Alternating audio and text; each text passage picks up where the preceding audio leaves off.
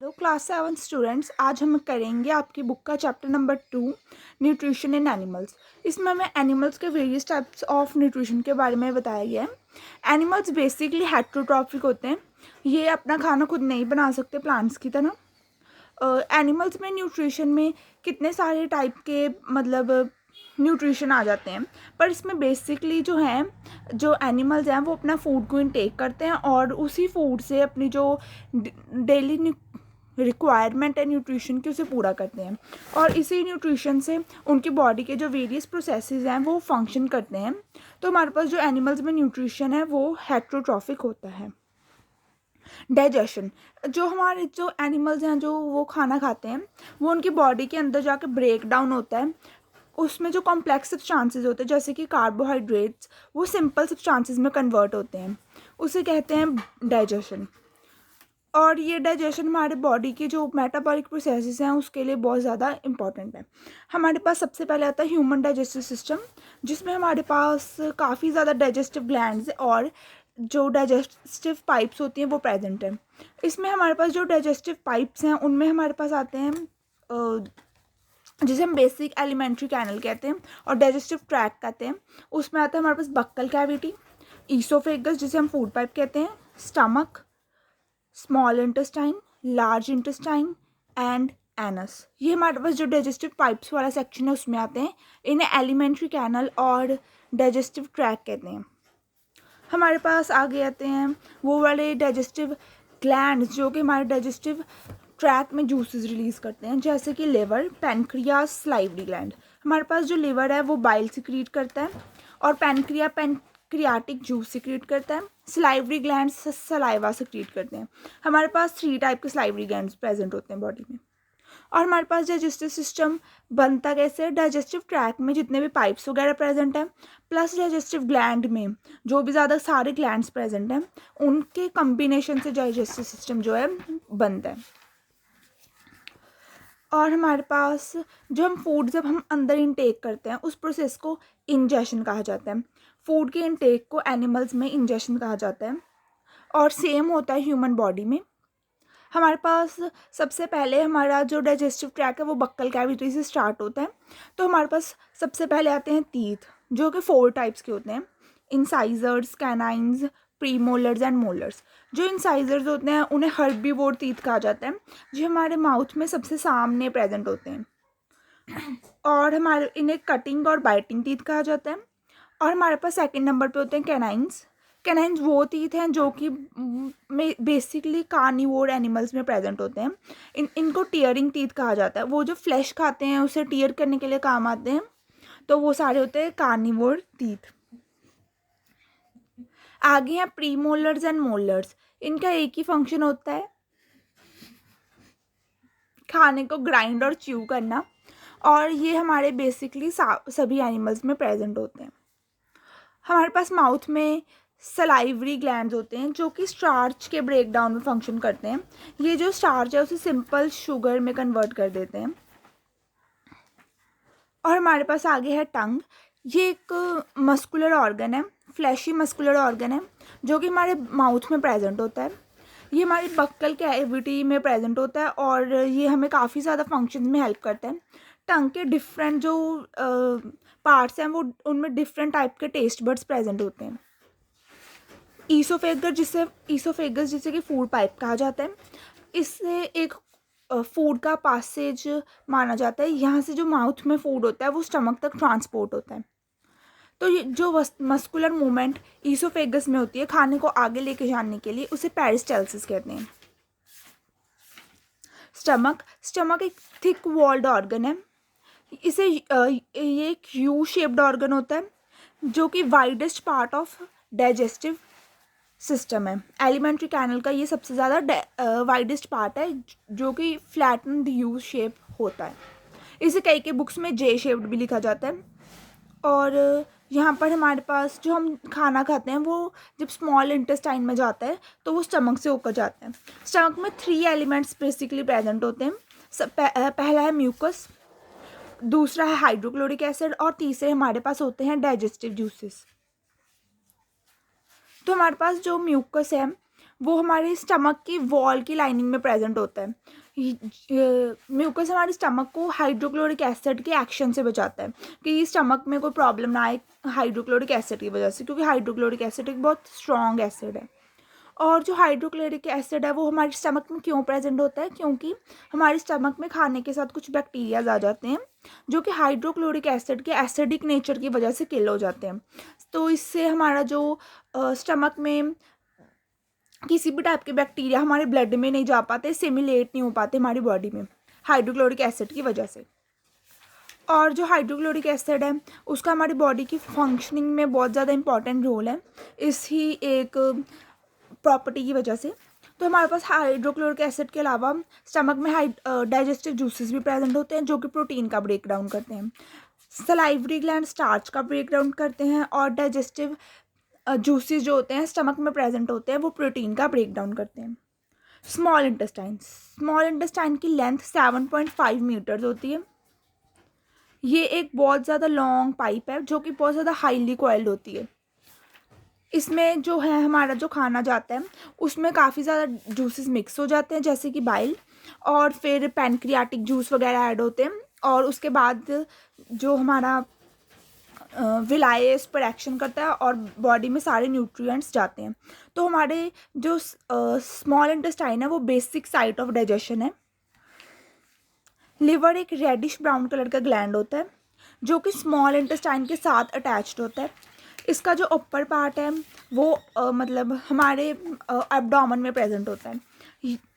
ये हमारी बॉडी का लार्जेस्ट ग्लैंड है, और ये बाइल जूस सिक्रीट करता है और उसे स्टोर करता है गॉल ब्लैडर लिवर के साथ ही प्रेजेंट होता है। बाइल एक जूस है जो कि लिवर द्वारा सिक्रीट किया जाता है। तो जो बाइल है वो फैट के ब्रेकडाउन में, फैट की इमल्सिफिकेशन में हेल्प करता है। पैनक्रियास एक क्रीम कलर का ग्लैंड होता है। ये हमारे स्टोमक के एकदम नीचे प्रेजेंट होता है। ये हमारे डाइजेशन के लिए कार्ब्स, प्रोटीन्स, फैट के डाइजेशन के लिए पैनक्रियाटिक जूस सिक्रीट करता है स्मॉल इंटेस्टाइन के अंदर। स्मॉल इंटेस्टाइन में कितने ज़्यादा जो कंपोनेंट्स हैं वो ब्रेक डाउन हो जाते हैं। जो हमारे पास कॉम्प्लेक्स कार्बोहाइड्रेट्स थे वो सिंपल शुगर में कन्वर्ट हो जाते हैं, और जो हमारे पास फैट्स हैं वो फैटी एसिड्स में और ग्लिसरॉल में कन्वर्ट हो जाते हैं। जो हमारे पास प्रोटीन्स हैं वो अमीनो एसिड में कन्वर्ट हो जाते हैं।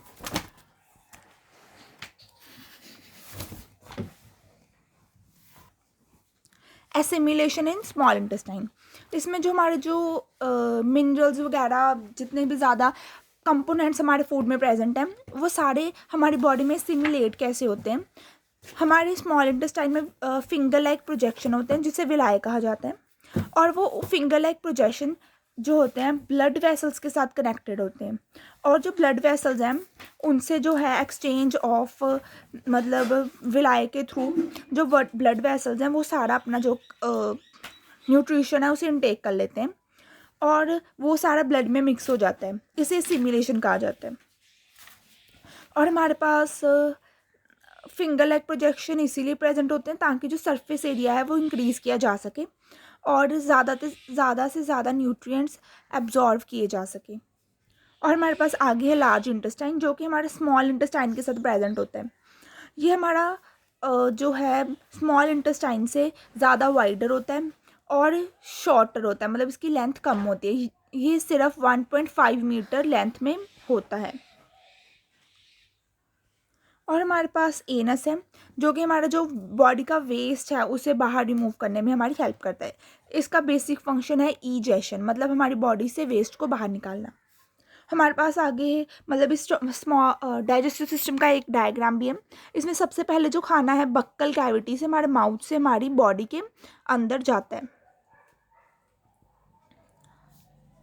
इसमें जो खाना हमारे माउथ से हमारी बॉडी के अंदर जाना स्टार्ट हो जाता है। यहाँ से ईसोफेगस से हमारा जो खाना है हमारी बॉडी के डाइजेस्टिव ग्लैंड्स तक पहुँचता है।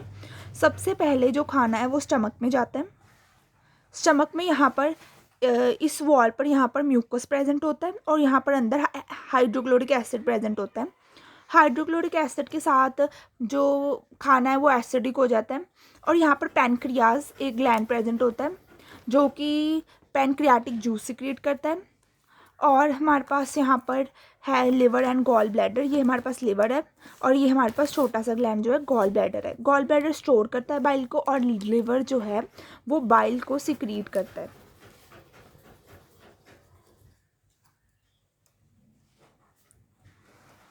और हमारे पास यहाँ पर पैनक्रियाज प्रेजेंट है। पैनक्रियाज के आगे हमारे पास जो है स्मॉल इंटेस्टाइन प्रेजेंट है। स्मॉल इंटेस्टाइन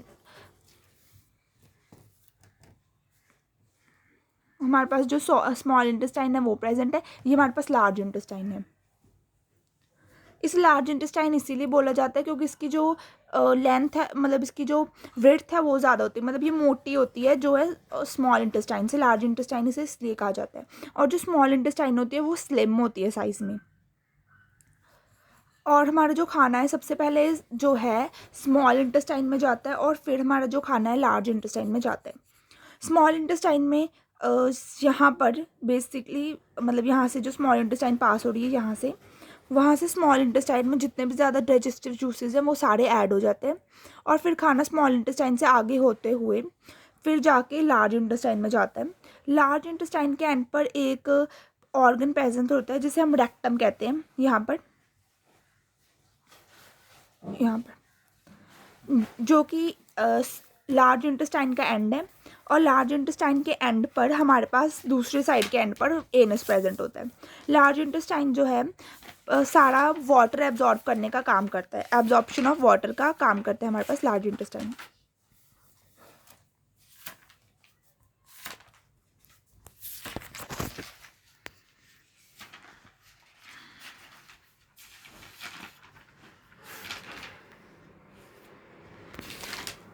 हमारा जो बेसिक डाइजेशन का ट्रैक वो कैसे होता है, सबसे पहले खाना यहाँ से अंदर जाता है, फिर यहाँ से हमारे स्टमक में जाता है और फिर यहाँ से हमारे यहाँ पर जो है लिवर के और गॉल ब्लैडर के जितने भी डाइजेस्टिव जूसेस हैं वो ऐड हो जाते हैं। फिर खाना स्मॉल इंटेस्टाइन में जाता है, स्मॉल इंटेस्टाइन से खाना लार्ज इंटेस्टाइन में जाता है और फिर एनस से जाता है। ये हमारा बेसिक डाइजेस्टिव ट्रैक है और इस डाइजेस्टिव ट्रैक को फॉलो करके ही हमारा जो सारा खाना है वो डाइजेस्ट होता है। सबसे पहले बक्कल कैविटी, फिर सलाइवरी ग्लैंड्स, फिर ईसोफेगस, फिर स्टमक, फिर लिवर के जो भी सिक्रीशंस हैं वो आते हैं और गॉल ब्लैडर के सिक्रीशंस, फिर हमारे पास पैनक्रियास के सिक्रीशंस आते हैं, फिर स्मॉल इंटेस्टाइन में खाना जाता है, फिर लार्ज इंटेस्टाइन में जाता है और फिर रेक्टम में जाता है और फिर एनस में जाता है। इस तरीके से हमारा जो डाइजेस्टिव सिस्टम है कंप्लीट होता है। और इसके बाद हमारे पास आता है डाइजेस्टिव ग्लैंड्स इन एनिमल्स। एनिमल्स में कौन कौन से टाइप के डाइजेस्टिव ग्लैंड्स प्रेजेंट होते हैं। ये तो हमारे पास ह्यूमन के डाइजेस्टिव ग्लैंड्स थे, तो हमारे पास एनिमल्स में कौन से ग्लैंड है। ह्यूमन एक एनिमल्स की बॉडी में एक पार्ट होता है स्टमक का, जो कि उन्हें बार बार खाना च्यू करने में हेल्प करता है। पहले जो सारे एनिमल्स हैं वो अपने माउथ से जो खाना है उसे मतलब अंदर बस इनटेक कर लेते हैं और फिर वो बार बार वो खाना उनके बार बार माउथ में आता रहता है और बार बार उसे च्यू करते रहते हैं। इस प्रोसेस से जो खाने में सेल्यूलोज प्रेजेंट होता है वो जो है वो ब्रेक डाउन बड़े आराम से हो जाता है। और ह्यूमंस के साथ कितने ज़्यादा और एनिमल्स जो हैं वो सेल्यूलोज को डाइजेस्ट ही नहीं कर पाते।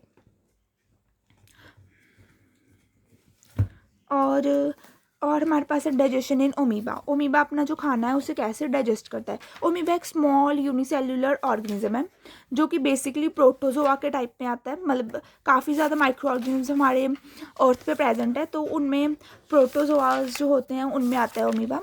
उसमें एक राउंड सेल मेम्ब्रेन प्रेजेंट होता है, डेंस न्यूक्लियस प्रेजेंट होता है, साइटोप्लाज्म एंड वैक्यूल्स प्रेजेंट होते हैं।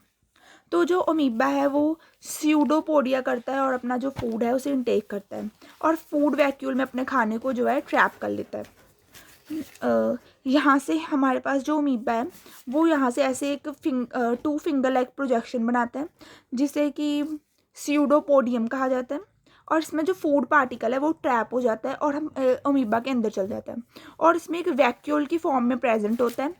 और ऐसे ही जो अमीबा है वो खाना डाइजेस्ट करता है और उसे बॉडी से बाहर भी थ्रो कर देता है जब उसका फूड का जो इनटेक होता है, जो फूड की नीड होती है वो ख़त्म हो जाती है। इसी तरीके से हमारा एनिमल्स में डिफरेंट एनिमल्स में डाइजेशन होता है और इसी तरीके से उनकी बॉडीज़ डिफरेंट मिनरल्स को एब्जॉर्ब करती हैं। और ये था हमारे पास chapter nutrition in animals. Thanks for watching.